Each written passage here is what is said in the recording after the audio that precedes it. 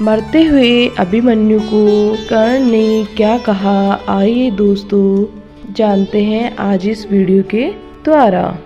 दोस्तों, कहा जाता है कि महाभारत के युद्ध में सबसे ज़्यादा पीड़ादायक जिसकी मृत्यु हुई वो थे वीर अभिमन्यु। मरते हुए अभिमन्यु को कर्ण ने क्या कहा, यह जानने के लिए बने रहे मेरे वीडियो के अंत तक।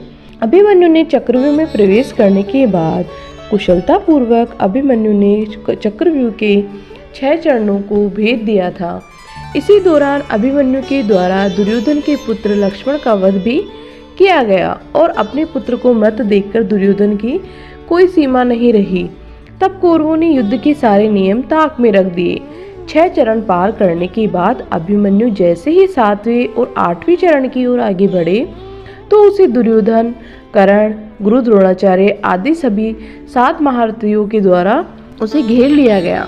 अभिमन्यु फिर भी साहस पूर्वक उनसे लड़ते रहे।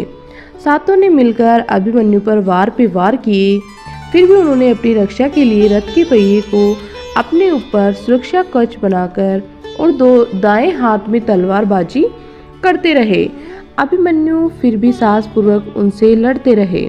कुछ समय बाद अभिमन्यु की तलवार टूट गई और उनके रथ का पहिया भी चकनाचूर हो गया।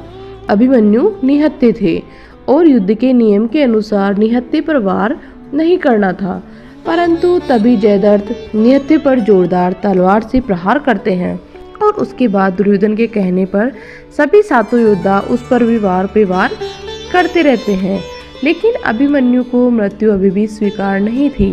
तभी कर्ण कहते हैं कि हे मित्र दुर्योधन, अब तो अभिमन्यु का वध कर दो, लेकिन दुर्योधन कहता है कि नहीं, अभी तो इसे और पीड़ा देनी है।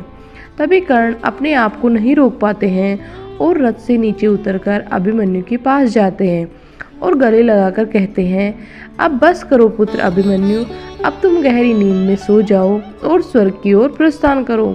तुमने हम दोनों से सर्वश्रेष्ठ योद्धा का सम्मान छीन लिया है और तुम्हारी यह वीरता युगों युगों तक जानी जाएगी और जब भी महाभारत का जिक्र होगा तब तब आपका नाम महावीरों में लिया जाएगा। अब सर्वश्रेष्ठ का वरदान न अर्जुन को मिलेगा न मुझे।